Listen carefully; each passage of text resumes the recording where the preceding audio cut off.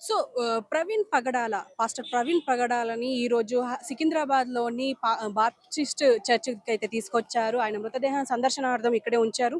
అయితే 2 తెలుగు రాష్ట్రాల నుంచెల్లి పెద్ద ఎత్తున ఇక్కడికి జనాభా వచ్చారని చెప్పుకోవచ్చు. అయితే మరి వాళ్ళ మనోవేదన అండ్ వాళ్ళు ఏం చెప్తారు అనేది లోపలికెళ్ళి వాళ్ళని అడిగి తెలుసుకుందాం. అండ్ ఆయన హత్య అని చెప్పేసి చాలామంది నమ్ముతున్నారు. ఇప్పటికీ పోస్ట్‌మార్టం నిన్న అయినప్పటికీ ఇంకా దాన్ని బయటకు తీసుకురాలేదు. అండ్ ఇప్పుడు దీనికి సంబంధించి అసలు ఇంకా ఏమైనా క్లియర్‌గా చెప్పే అవకాశం ఏమైనా ఉందా? లేదా? అని జెప్పేసి కూడా చాలామంది ప్రశ్నిస్తున్నారు.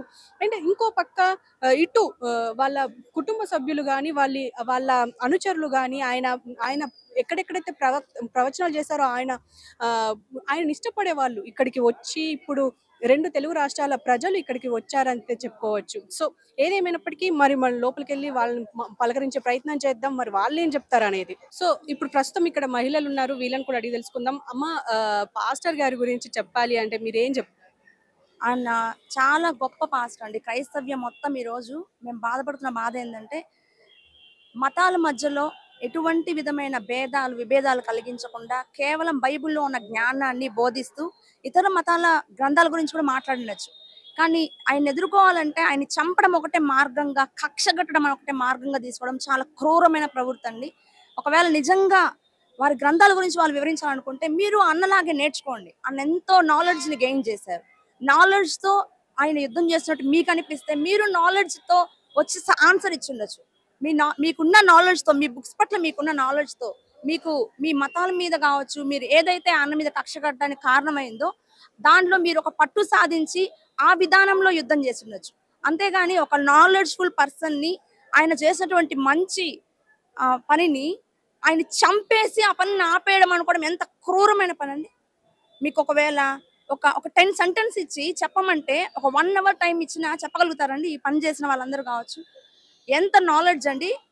ఒకసారి నిల్చొని బుక్ ఓపెన్ చేయకుండా ఎన్ని విషయాలను ఎంత నాలెడ్జ్‌ని షేర్ చేశాడండి. మేమందరం ఆ నాలెడ్జ్‌ని ఇన్‌స్పిరేషన్‌గా మా లైఫ్స్‌కి తీసుకున్నామండి. ఎంతో మంది యవ్వనస్తులు వారి చెడు మార్గాల్ని విడిచిపెట్టి మంచి జీవితాన్ని జీవించడానికి మాకు అందరికి మార్గం ఏర్పాటు చేసిన వ్యక్తి అండి ప్రవీణ్ పగడాల గారు. నేను కలిసినప్పుడు అన్నని ఒకసారి తిరుపతిలో, మేము తిరుపతి నుంచి వస్తున్నాము. గాడ్ మినిస్ట్రీస్ చర్చ్ అండి.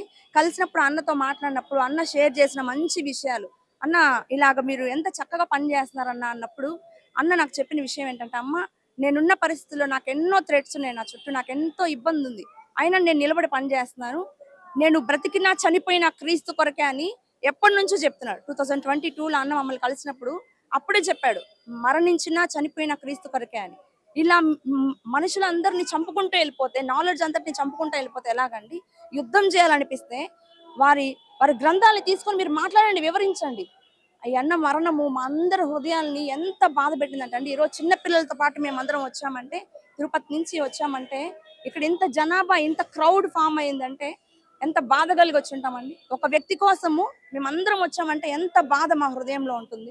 మనుషుల్ని చంపుకుంటా వెళ్ళిపోతే ఒక్కరు కూడా మిగలరండి.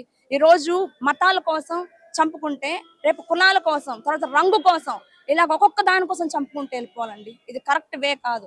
దయచేసి 2 రాష్ట్రాల ముఖ్యమంత్రులు కావచ్చు, రాజకీయ నాయకులు కావచ్చు, ఎవరైతే ఉన్నారో ఖచ్చితంగా క్రైస్తవ్యానికి మాకు న్యాయం చేయాలండి.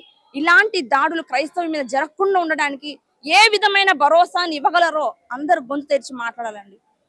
థాంక్ యూ అండి. Thank you very much. అమ్మ, మీరు చెప్పండి. పాస్టర్ గారు అంటే యాక్సిడెంట్ కాదు, హత్య అని అంటున్నారు. మీరు నమ్ముతున్నారా హత్యగా? లేదమ్మా, హత్య కాదు ఇది. ఎందుకంటే ఇది యాక్సిడెంట్ కాదమ్మా, సారీ. ఇది హత్య అమ్మా. ఎందుకంటే తెలుసు, అది ఆయన దెబ్బలు చూసి ఆయన ఎక్కడెక్కడ కొట్టారు, ఎలా కొట్టారు అర్థమవుతుంది. ఎందుకంటే యాక్సిడెంట్ అయితే బండి మీద ఆయన మీద పడదు కదా, ఎవరికీ పడదు. అది అది మాత్రం కాదమ్మా. మేమైతే అస్సలు నమ్మలేకున్నాము. మేము చిన్నపిల్లలు వేసుకొని రాత్రి ప్రయాణం చేసి తిరుపతి నుంచి ఇక్కడికి వచ్చాము. ఎందుకంటే ఆ బ్రదర్తో మేము ఇంతకుముందు తిరుపతిలో మీటింగ్ వచ్చినప్పుడు ఆ బ్రదర్తో మేము కలిసాము, మాట్లాడాము. అందుకని మాకు ఆ బాధ తట్టుకోలేక వచ్చాం. ఆయన ప్రవచనాలు ఎలా ఉండేవి? అసలు ఎంత మా చిన్నపిల్లల నుంచి బాగా అర్థమయ్యేట్టుగా చెప్పేవాడు. ముసలోళ్ళకి కానీ, చిన్నపిల్లలు కానీ, యవ్వనస్తులకు కానీ ఎంత బాగా అర్థమయ్యేదంటే ఒక్కొక్క పదాన్ని వివరించి చెప్పేవాడు. అంత అర్థంగా చెప్పేవాడు ఆయన. అర్థం కానోళ్ళకి కూడా అర్థమయ్యేదన్నమాట. మీరేం చెప్తారు పాస్టర్ గురించి? మాస్టర్ గారి ఖచ్చితంగా హత్యేనండి. ఎందుకంటే ఒక ఇంట్లో ఉండే స్త్రీలలాగా మాకు అర్థమైపోతుంది. స్త్రీలకు కొద్దిగా అర్థం కాదు కదా! కానీ అది ఖచ్చితంగా హత్యే. ఆయనను హత్య చేశారు.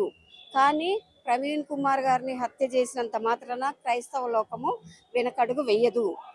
ఈవెన్ మేము స్త్రీలం కూడా ఇక నుంచి బలపడతాం. బైబిల్‌లో ఉంది. స్త్రీలు చాలా బలవంతులు అనేసి. కాబట్టి మాకు ఒక యూనిటీ కావాలి. క్రిస్టియానిటీకి యూనిటీ అనేది లేదు. శాంతి, శాంతి, శాంతి అనుకుంటూ వెళ్ళిపోతున్నాం. దానివల్ల ఇతరులకు ఏమైందంటే చాలా చులకన అయిపోయింది. క్రైస్తవత్వము, క్రైస్తవులు అంటేనే చులకన అయిపోయింది. దానివల్ల ఏం జరుగుతుందంటే ఇలాంటి దాడులు జరుగుతున్నాయి. ఎంత గొప్ప ప్రవీణ్ గారు బోధలు చూసినప్పుడు, ఒక డిబేటర్‌గా చూసినప్పుడు ఆయన ఏ ఒక్క మతాన్ని కూడా కించపరిచేవాడు కాదు. క్రైస్తవులకి వాళ్ళ విలువను నేర్పిస్తూనే ఇతర మతస్థులు మత సామరస్యం గురించి కూడా ఆయన బోధించేవాడు. ఏ మతాన్ని కూడా ఎప్పుడైనా దూషించలేదు. ఆయన ఎప్పుడు దూషించలేదు. ఆయా మతాలలో ఉన్నటువంటి విలువలను ఆయన తెలియజేశాడు. కాబట్టి దీనికి మాకు జస్టిస్ కావాలి. ముఖ్యంగా ఏపీలో ఉన్నటువంటి అప్పు, పప్పు, సనాతని ఎప్పుడైతే వీళ్ళు ఏర్పడ్డారో అప్పటి నుంచి క్రైస్తవులు, నేను యాజ్ ఏ పాస్టర్గా చెప్తున్నాను, యాజ్ ఏ పాస్టర్గా ఒక చర్చి నడపాలన్నా భయం అవుతుంది. ఇప్పుడు కొత్తగా ఒక రూల్ కూడా వచ్చింది. విశ్వ హిందూ పరిషత్ ఒక నోటరీ నాకు సెల్లులో ఉంది, అది ఇచ్చిండ్రు. క్రైస్తవులు ఎంతమంది, ఎన్ని చర్చిలు ఉన్నాయి, ఒక సీక్రెట్ జీవో కూడా చేసి మళ్ళీ డిలీట్ చేసేసిండ్రు. అది ఏపీలో జరుగుతుంది. కారణం ఏంటి? ఎందుకు క్రైస్తవుల గురించి ఒక్క ప్రభుత్వము కొన్ని జీవోలు ఇచ్చినప్పుడు ఈ జీవో ఎందుకు, జీవో ఇది ఎందుకు అని అన్నప్పుడు వీళ్ళు సీక్రెట్గా ఇలాంటి ఎందుకు, ఈ విశ్వ హిందూ పరిషత్ అనేది అలాంటి జీవోలు వేసి పల్లెటూర్లలో ఎన్ని చర్చిలు ఉన్నాయి, ఎంతమంది పాస్టర్లు ఉన్నారు, ఎంతమంది హిందూస్ యేసుప్రభువుని నమ్ముకున్నారు, వాళ్ళలో స్టాండర్డ్గా గట్టిగా నిలబడేది ఒక 5 మెంబర్స్ ఎవరు అనేది ఇవన్నీ అనవసరం కదండి. అంటే ముఖ్యంగా ఇప్పుడు ఏపీలో క్రైస్తవ మతాన్ని అంటే అణిచివేయాలని ప్రయత్నాలు జరుగుతున్నాయి. ప్రయత్నాలు కాదు, చాలా గట్టిగా జరుగుతున్నాయి. అది కూడా ఎవరు, చిన్న చితక లేదా పల్లెటూరులో ఉండే నాయకుల వల్ల కాదు. ఇప్పుడు నేను చెప్పాను కదండి వాళ్ళ పేర్లు, నేను చెప్తున్నాను. అప్పు, పప్పు, సనాతని. పెద్ద పెద్ద ఇప్పుడు సీఎం లాంటి వాళ్ళే ఇప్పుడు మిమ్మల్ని అణచడానికి ప్రయత్నాలు జరుగుతున్నాయి. కరెక్ట్. ఇదైతే ధైర్యంగా చెప్పగలుగుతాము. మేము హతసాక్షులు అవడానికి కూడా మేము వెనకడుగు వేయము. దేవుణ్ణి ఎప్పుడైతే మేము నమ్మి ఆయన నామంలో మేము రక్షణ పొందుకున్నామో మేము అప్పుడే హతసాక్షులంగా మేము సిద్ధపడుతున్నాము. ఒక లేడీ పాస్టర్గా కూడా నేను రెడీ. కానీ ఈ యొక్క అణిచివేతను ఇంకా స్టాప్ చేయాల. ప్రవీణ్ గారి మరణంతో ఆయన ఒక మార్గం చూపెట్టారు. ఎందుకంటే క్రైస్తవులకు ఐక్యత లేదు. సరే, ఎక్కడ కూడా బైబిల్ ఏం చెప్తుందంటే వాదించండి, ఒక సమస్య ఉన్నప్పుడు వాదించాలి, కానీ పాపం చేయకూడదు. కానీ ఏ క్రైస్తవుడు కూడా పాపం చేయడండి, కానీ వాదిస్తాడు. ఈ ప్రవీణ్ గారి విషయంలో మేము వాదనకి రెడీగా ఉన్నాం, ఎంతవరకైనా రెడీగా ఉన్నాం.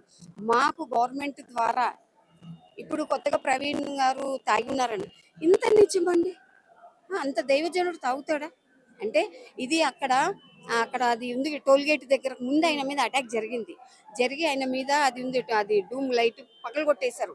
నువ్వు తప్పించుకో, ఎంత దూరం పోతావని అన్నిండొచ్చు నా ఉద్దేశంతో. ఆయన ఏం చేసి మెల్లమెల్లగా వచ్చేస్తున్నారు. ఒకవేళ అక్కడ అటాక్ జరిగినప్పుడు ఆయన మీద ఏదన్నా తాగిచ్చిండొచ్చు. వాళ్ళు ఎప్పుడు డ్రింకర్స్ కదండి, చెప్పలేము. కాబట్టి వాళ్ళు తాగిచ్చేసిన తర్వాత ఆయనను వదిలేసారు. ఎంత దూరం పరిగెత్తని ఆయన వెళ్ళిపోతున్నాడు. ఆ టోల్ గేట్ దగ్గర ఆయన బండి కూడా కొద్దిగా తూలింది, దెబ్బలు కూడా ఉండొచ్చు అప్పటికి. ఎప్పుడైతే దాటిండ్రో అక్కడ ఒక రెడ్ కార్ అని నిన్న చూపెట్టారు ఎస్పీ గారు, ఆ రెడ్ కార్ చిన్న పుష్ ఇచ్చారు, బండి కూడా డ్యామేజ్ కాదు. ఆయన ఎప్పుడైతే పడిపోయినరో ఈ రెడ్ కార్ ముందుకు వెళ్ళిపోయిండొచ్చు, లేదా ఆల్రెడీ అక్కడే ఉండొచ్చు, ఎవరన్నా మేబీ ఉండొచ్చు. ఉన్న వాళ్ళు లేకపోతే రెడ్ కార్ నుంచి దిగిన వాళ్ళు అక్కడ అటాక్ చేసి అక్కడ చంపారండి మెయిన్. అంతే. అంటే ఇప్పుడు మీరు పాస్టర్ గా ఉన్నారు కాబట్టి పాస్టర్ గారి గురించి చెప్పాలంటే ఏం చెప్తారు? పాస్టర్ గారు చెప్పాలంటే ఆయన మాకు ఈ లోకంలో ప్రభు రాకడ సమీపంగా ఉంది కాబట్టి మమ్మల్ని ఎక్కడెక్కడ ఉన్నాము, ఎవరంతలో వాళ్ళు ఒక స్వార్థంతో కూడా ఉన్నారు. క్రైస్తవులు మనది మనం చూసుకున్న గోళ్ళు ఎందుకు అనుకునే వాళ్ళు ఉన్నారు. ఇలాంటి వాళ్ళని అందరినీ ఐక్యపరచడానికి ఆయన ఒక మార్గం చూపెట్టి వెళ్ళాడు. అంటే ఖచ్చితంగా మీరు ఐక్యంగా ఉండండి. ఇంకా నాకు జరిగింది ఇంకా ఏ సేవకుడికి, ఏ సేవకురాలకి జరగొద్దు, ఏ సంఘంలో ఇలాగ జరగొద్దు, ఏ సంఘం కూల్చబడొద్దు. కాబట్టి మీరు ఇంకా ఐక్యతగా ఉండండి అని చెప్పడానికి ఈ యొక్క ఇన్సిడెంట్ ప్రభు ద్వారా జరిగింది అనుకుంటున్నాం. ప్రవీణ్ గారు ప్రభు రాజ్యంలో ఉన్నారు. మేము ఒక దినం ఆయనను కలుసుకుంటాం, అది హ్యాపీ, మాకు నిరీక్షణ ఉంది. అది thank you very much. So ఇక్కడ మనతో పాటు ఇప్పుడు తిరుపతి నుంచి వచ్చిన చిన్న పిల్లలు కూడా ఉన్నారు. వీళ్ళతో కూడా కొంచెం మాట్లాడదాం. చెప్పండి, పాస్టర్ గారి గురించి చెప్పాలంటే ఏం చెప్తారు? ప్రవీణ్ ప్రవీణ్ పగల అంకుల్ చంపేశారు. అదే హత్యే. అది హత్యనా? మాకు న్యాయం జరగాలి. చంద్రబాబు నాయుడు అంకుల్. అమ్మ నువ్వు చెప్పు, ప్రవీణ్ పగడాల గురించి మీరు చెప్పాలంటే ఏం చెప్తారు?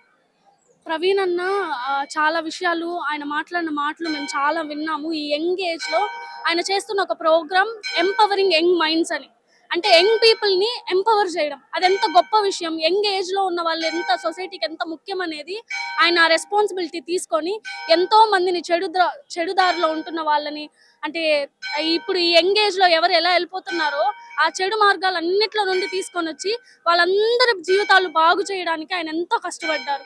అలాంటి మనిషిని చంపేయడం అనేది, అలాంటి మనిషిని అయితే చంపేశారు, కానీ ఆయన చేసిన మంచిని, ఆయన ఇచ్చిన నాలెడ్జ్ ని, ఆయన మాకు ఇచ్చిన ధైర్యాన్ని మాత్రం ఎప్పటికీ చంపలేరు. వీళ్ళు సొసైటీలో ఊరికే ఎగ్జామ్ లో రాసుకోవడానికి చదువుకోవడానికి మాత్రమే సెక్యులరిజం అంటున్నారు, కానీ అసలు ఎక్కడ సెక్యులరిజం లేదు. అలా ఉండేలాగుంటే ఇలా ఎందుకు జరుగుతుంది? ఇంతవరకు 3 days అవుతుంది, ఎందుకు అసలు ఏం ఒక రిపోర్ట్ గురించి ఏం బహిరంగంగా చెప్పడం ఎందుకు? ఏది లేదు. మేమందరం ఇంకా దాన్ని నమ్ముకొని ఉన్నాం కదా. చెప్పడం మాత్రం మతాల మీద మేము డిపెండ్ అవ్వట్లేదు, అందరిని ఈక్వల్ గా చూస్తున్నాం అని మాట్లాడుతున్నారు, కానీ ఆ విధంగా జరగట్లేదే. ఇదే ఇంకొకరికి ఎవరికైనా జరిగింటే ఇదే విధంగా ఇంత లేట్ అయ్యిందా మీరు సైలెంట్ గా ఉంటారా? అంటే ఇక్కడ ఉన్న వాళ్ళందరం మేము సైలెంట్ గా ఉంటున్నామని మీరు సైలెంట్ గా దాన్ని మ్యానిపులేట్ చేయడానికి ట్రై చేస్తున్నారు. ఇది ఖచ్చితంగా హత్యే.